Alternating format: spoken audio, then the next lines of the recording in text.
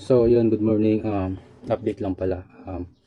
Turuan ko kayo kung paano kumuha ng medical certificate ngayon 2024 na napakadaling steps lang at mabilisan. So, bakit ako kuha ng medical certificate? Kasi nawaga yung aking mata. Parang hindi ko alam kung kinagat ng ipis or what. And then, 2 days ago na to, pang 3 days na ngayon, okay na siya. At kailangan ko palang kumuha ng medical certificate para makabalik sa work sa aking tinatrabahuhan. So, yun. Hindi ko alam kung paano first step ko din kumuha ng medical certificate. So, andito na siya. So, tuturuan ko kayo ng step by step. Napakabilis lang nito. So, start na tayo. So, ayun. Meron tayo ditong 5 steps. Madali lang siya. So, tanggalin ko na itong mask ko kasi wala naman tayo ditong karap na doctor or medical assistant. So, bago kayo pumunta doon, kailangan nyo talaga ng mask kasi nasa pandemic pa rin tayo ngayon. So, para safe silang lahat. So, sa step 1 is kailangan yung pumunta sa health center, city health, or sa sa munisipyo nyo or sa syudad kung saan yung health center nyo. Tapos, unang gagawin nyo doon is pumila. Pag kayo nang parang susunod is kailangan nyo sabihin yung record nyo. For example, ako, dito ako sa amin, sa barangay namin, sinabi ko anong barangay to, sino yung magulang ko, pangalan ko, at yung number, kasi may number yan sa amin kasi, yung number ko kasi, yung number ni Papa is 568, so yun yung sinabi ko. And then, hinanap nila yung file, so nakita naman, so dito na tayo sa step 3. Yung step 3 naman is, yung i-check up ka, yung BP mo, dito, yung heart rate, dito, tapos tinitimbang ka, tapos tatanungin kung may nararamdaman ka pa ngayon, kung may lagnat, kung nagkasakit ka ba nung day na yon. So, anong ininom mong gamot. So, ako, may ininom akong gamot. Wait. So, meron akong ininom na gamot. Sa loob ng 2 days na yon, 3 times na di ko ginamit itong dalawang gamot na to. So, ito yun. So, itong isa is amoxicillin. Tapos ito naman na isa is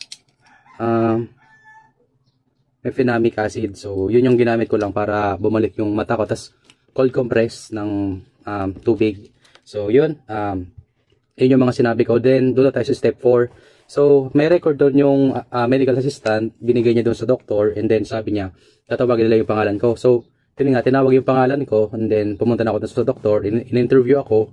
And then, sinabi ko, 2 days ago na yun. Tapos ngayon, ito na yung itsura niya. Medyo okay na.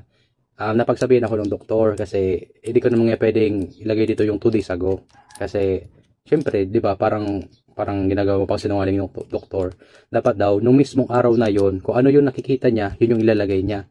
So pinagbigyan naman ako ng doktor kasi sabi ko pasensya na po kasi first time ko lang po kubuha nito, and pinagbigyan naman ako ng doktor. So sabi niya next time kung hindi ka nakapasok ng work, magpa-check up ka na agad tapos para malaman ko ano yung sakit mo, and then saka ka makakuha ng medical certificate kasi may nakalagay doon na no check up, no medical certificate. Siyempre, alangan naman, di ba? So, ako, napagsabihan ako, tinandaan ko, yung pagkakamali ko, itatama ko para sa sunod, alam ko na. So, para hindi niya kayo magkamali, sinabi ko rin yun sa inyo para alam nyo na din. So, doon yung step 4, yung in-interview ka ng doktor, nagsabihan ka, and then, sinulatan na yung medical certificate, and then sabi niya sa akin, before niya daw yun ibibigay sa akin, kailangan ko daw magbayad sa cashier. So, pumunta ako dun sa cashier sa munisipyo. So, ito yung resibo. Sabi, magbayad ako ng resibo, i-present ko yung resibo, and then nagkakalaga lang naman to ng 60 pesos. 60 pesos lang naman siya. So, napakamura, diba? So, medical certificate sa munisipyo sa halagang 60 pesos. Makakabalik na ulit sa work mo pag 2 days ka na absent. So, yun na. Pakabigay ko nitong resibo doon sa doktor. Pinagyan din sa akin itong medical certificate. So, yan. So, makita nyo yung namin barangay. Ito naman yung si mayor, yung certificate. So, i-present ko to mamaya sa trabaho ko para ma-excuse ako, di ba? Kasi pag tayo ay nag-absent, dapat meron tayong excuse letter. So, yun lang naman, napakadali. Sa loob ng 5 minutes, na-explain ko na kagad sa inyo. Sana meron kayo naiintindihan. Kung hindi naman, pwede nyong i-previews yung video. So, yung step, ulitin ko lang yung step 1 is kailangan yung pumunta sa health center, sa city center. And step 2, sabihin yung pangalan nyo, yung record nyo, kung meron na kayong record din. Kung wala pa, magpa-record na kayo. And then, sabihin nyo ng pangalan nyo, taga saan ka, edad mo, etc. Yung mga information mo na lang naman. And then, step 3, then ko na i-check up kung mayroon kang sakit or naramdaman, kung ano pa. And then, doon ko na rin ikikilo, BP, etc. Kung ano pang gagawin sa'yo. And then, step 4 is, yung record na sinulat ng medical assistant, ibibigay dun sa doktor. And then, nakapila na yun dun, tatawagin ka na lang.